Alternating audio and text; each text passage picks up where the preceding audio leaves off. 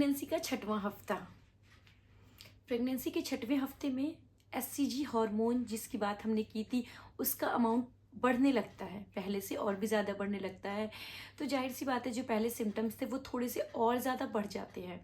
जैसे ब्रेस्ट में पेन, पहले के कंपैरिजन में उसकी इंटेंसिटी बढ़ जाती है। थकान लगना, वीकनेस लगना पहले से थोड़ा सा ज़्यादा बढ़ जाता है। नोज़िया वॉमिटिंग की प्रॉब्लम थोड़ी और बढ़ सकती है। लेकिन ध्यान रखें, अगर नोज़िया वॉमिटिंग की प्रॉब्लम एक्सेसिव हो रही है तो कब आपको अपने डॉक्टर को कांटेक्ट करना है ये हम आज डिस्कस कर लेते हैं। कई बार होता है कि पूरे पूरे दिन हम कुछ नहीं खा पाते, हमें पानी तक नहीं डाइजेस्ट होता है। कई बार आपने सुना होगा कि वो तो पानी भी नहीं पचा पा रही है। तो अगर ऐसी कंडीशन कभी कभी 2-2 3-3 दिन तक बनी रहती है, बट हमें सिर्फ एक दिन वेट करना है। एक दिन में अगर नोज़िया वॉमिटिंग बिल्कुल भी कंट्रोल नहीं हो रहा है हम पानी भी नहीं पी पा रहे हैं, तो हमें तुरंत ही अपने गायनेक को कांटेक्ट करना है और हॉस्पिटलाइजेशन के लिए बोलना है। वो आपको एडमिट करेगी और आपको सलाइन देगी जिससे कि आपका हाइड्रेशन मेंटेन हो जाएगा। कम से कम मदर को 2 घंटे दिन में रेस्ट करना है, हाइड्रेशन मेंटेन रखना है। जो दिल करे लिटिल लिटिल पोर्शन में खाते रहना है, खाली पेट नहीं रहना है। जैसे हमारी आदत होती है कि सुबह नाश्ता कर लिया, दोपहर में खाना कर लिया, डिनर कर लिया, हो गया।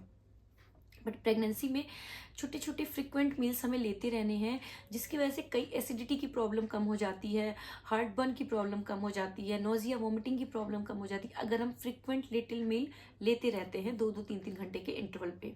ठीक है। मॉर्निंग सिकनेस अगर बहुत ज़्यादा है तो आप वही जो बताया था कि आप सुबह उठते ही कोई ड्राई स्नैक्स ले सकते हो, ऑयली नहीं होना चाहिए। उसके बाद आप कुछ लिक्विड ले सकते हो जो आपके डॉक्टर ने रिकमेंड किया है। मेनली B6, विटामिन B6 दिया जाता है नोज़िया वॉमिटिंग को कंट्रोल करने में, और ये दवा काफ़ी हद तक क्योर भी करती है। किसी किसी लेडीज़ में ये प्रॉब्लम काफ़ी दिन तक बनी रहती है, चौथे 5वें महीने तक बनी रहती है। सो उसमें हमें बताना होता है कि आपको धीरे धीरे आराम पड़ जाएगा। अब बेबी की बात करते हैं तो बेबी हमारा छोटू सा है, अभी वो मटर के दाने के बराबर हो गया है और उसकी लेंथ कम से कम 15 से 20 mm की हो जाती है। बेबी की नाक बन चुके हैं, बेबी की आँख बन चुकी है, बेबी अपने हाथ पैर बाहर निकालने लगा है अब।